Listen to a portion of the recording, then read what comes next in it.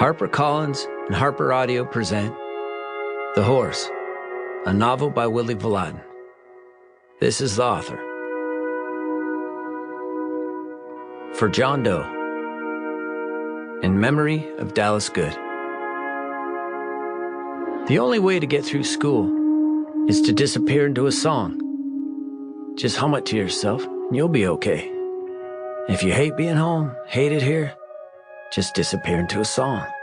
It works, man. I'm telling you, it really works. A 15-year-old friend of my brother's talking to me in my mom's house when I was 11.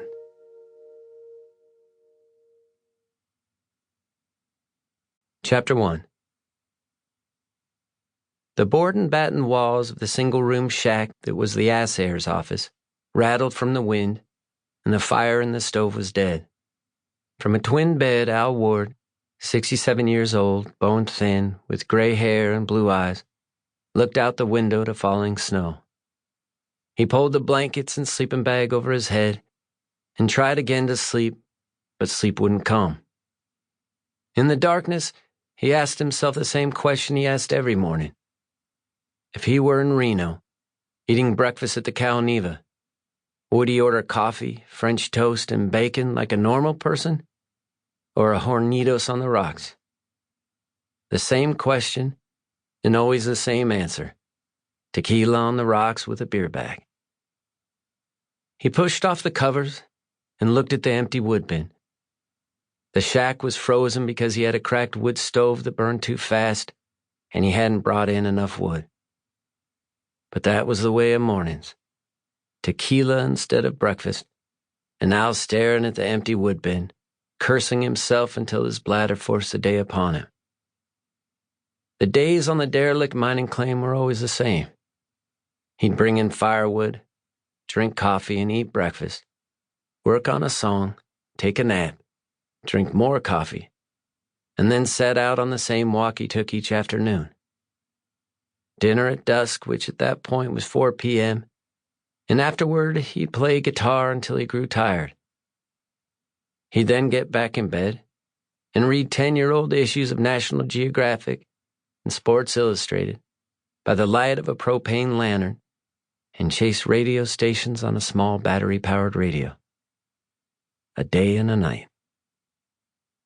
The clock next to his bed read 6:33 a.m. Why couldn't he sleep until noon like he had most of his life? If he could, then half his day would be over by the time he opened his eyes. But in old age, he had trouble sleeping. He slept in fits and woke early, exhausted but awake. Everyone said getting up was easier the older you got, but that hadn't been the case in his life. It was a brawl each morning just to get his feet on the ground.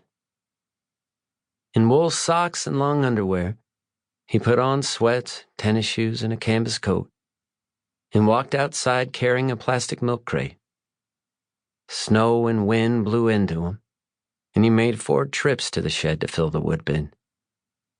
He started a fire and poured water into a saucepan from a 2-gallon jug sitting on a shelf above the sink. He lit a Coleman propane camping stove and set the saucepan on it. The counter where the stove sat was made of 2x4s and plywood, and had a stainless steel sink that drained through a PVC pipe down under the floor into a washout of mine tailings below. The assayer's shack had no electricity or running water. The toilet was an outhouse behind the shed.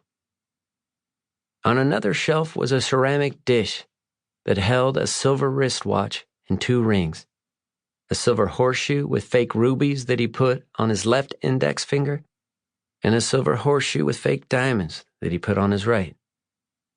He took off his sweats, set them under the covers of the bed, and dressed in a pair of Levi's and a black and red Pendleton wool shirt. He brushed his teeth, and when the water had heated, made instant coffee. A butterscotch blonde Telecaster sat under his bed, and leaned against a wall was a classical 6-string with a dented back that he'd gotten from a thrift shop in Las Vegas. At a 4... Sample complete. Ready to continue?